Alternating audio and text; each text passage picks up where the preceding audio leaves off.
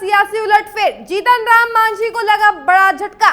GS Ramchandra दास ने थामा जनसुराज का हाथ। नमस्कार, सातवीं बिहार देख रहे हैं आप, मैं हूं सान्या आपके साथ। बिहार की राजनीति में एक बार फिर बड़ा उलटफेर हुआ है। जैसे जैसे साल 2025 का अंत नजदीक आ रहा है और विधानसभा चुनाव की सुगबुगाहट तेज हो रही है, राजनीतिक हलचलों ने भी रफ्तार पकड़ ली है। इस बीच केंद्रीय मंत्री और हिंदुस्तानी आवाम मोर्चा हम के संस्थापक और अध्यक्ष जीतन राम मांझी को एक बड़ा झटका उस वक्त लगा जब पार्टी के वरिष्ठ नेता, राष्ट्रीय उपाध्यक्ष और बिहार सरकार में पूर्व मंत्री जीएस रामचंद्र दास ने हिंदुस्तानी आवाम मोर्चा छोड़कर प्रशांत किशोर के नेतृत्व वाले जनसुराज में शामिल होने का ऐलान कर दिया। यह राजनीतिक घटना न केवल मांझी के लिए व्यक्तिगत और संगठनिक झटका है, बल्कि बिहार के आगामी चुनावी समीकरणों पर भी इसका गहरा असर पड़ सकता है। खासकर गया और मगध अंचल की राजनीति में इसकी विशेष गूंज देखने को मिल सकती है, जहां जीएस रामचंद्र दास की जमीनी पकड़ और लंबे राजनीतिक अनुभव को नकारा नहीं जा सकता। 15 मई की सुबह जब अधिकांश राजनीतिक दलों की नजरें सीट बंटवारे, गठबंधन और उम्मीदवारों की रणनीति और साथ ही राहुल गांधी के बिहार दौरे पर टिकी थी, तभी राजधानी पटना के जनसुराज कार्यालय से बड़ी खबर आई। प्रशांत किशोर ने खुद वरिष्ठ नेता जीएस रामचंद्र दास को पार्टी की सदस्यता दिलाई और उनका स्वागत करते हुए कहा कि बिहार को बदलने की इस मुहिम में अब हमें एक और अनुभवी साथी मिल गया है। जीएस दास ने सदस्यता ग्रहण करते समय स्पष्ट शब्दों में कहा कि वे प्रशांत किशोर के विचारों, खासकर व्यवस्था परिवर्तन और नीति आधारित राजनीति से बेहद प्रभावित है। उन्होंने कहा कि बिहार को सिर्फ चुनाव जीतने की राजनीति से नहीं, जमीनी बदलाव की सोच से आगे ले जाया जा सकता है। प्रशांत किशोर की ईमानदारी, योजनाबद्ध सोच और युवा नेतृत्व में संभावनाएं हैं, इसीलिए मैंने यह निर्णय लिया है। आपको बता दें कि जीएस रामचंद्र दास बिहार की राजनीति में कोई नया नाम नहीं है।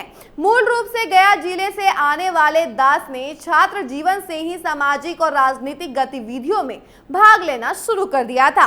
वे 1980 और 1985 में गया जिले के 12 विधानसभा क्षेत्र से कांग्रेस की टिकट पर चुनाव जीतकर 2 बार विधायक बने। उनके राजनीतिक कद को देखते हुए तत्कालीन सरकार ने उन्हें पहले भवन निर्माण सह पीडब्ल्यूडी मंत्री बनाया, फिर बाद में उन्हें श्रम एवं नियोजन विभाग का प्रभार दिया गया। अपनी लंबी राजनीतिक यात्रा में उन्होंने सामाजिक न्याय, दलित अधिकार, श्रमिक कल्याण और बुनियादी ढांचे के विकास के लिए आवाज बुलंद की। चाहे कांग्रेस का जमाना हो या बाद के वर्षों में नई पार्टियों का उदय, दास हमेशा राजनीति में सक्रिय और जमीन से जुड़े रहे। वहीं हिंदुस्तानी आवाम मोर्चा के लिए यह घटना किसी आंतरिक विद्रोह से कम नहीं है। जीतन राम मांझी, जो स्वयं बिहार के पूर्व मुख्यमंत्री रह चुके हैं और वर्तमान में मोदी कैबिनेट में मंत्री भी हैं, उनके लिए अपने ही पार्टी के राष्ट्रीय उपाध्यक्ष और वरिष्ठ नेता का इस प्रकार से पार्टी छोड़ देना निश्चित रूप से दुखद है। सूत्रों के मुताबिक पिछले कई महीनों से दास पार्टी की नीतियों से असंतुष्ट थे। उन्होंने कई बार पार्टी के अंदर संगठनात्मक सुधारों और युवा नेतृत्व को प्राथमिकता देने की वकालत की थी, लेकिन उनकी बातों को गंभीरता से नहीं लिया गया।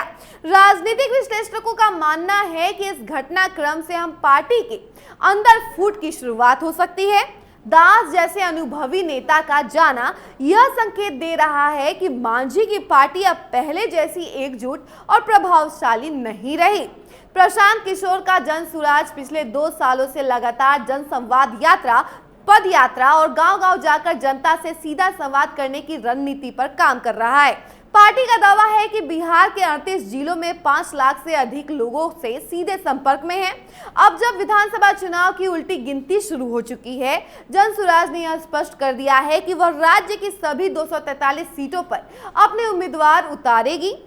जीएस रामचंद्र दास जैसे अनुभवी नेता की एंट्री पार्टी को उन क्षेत्रों में मजबूती दे सकती है जहां अब तक उसकी पकड़ कमजोर थी।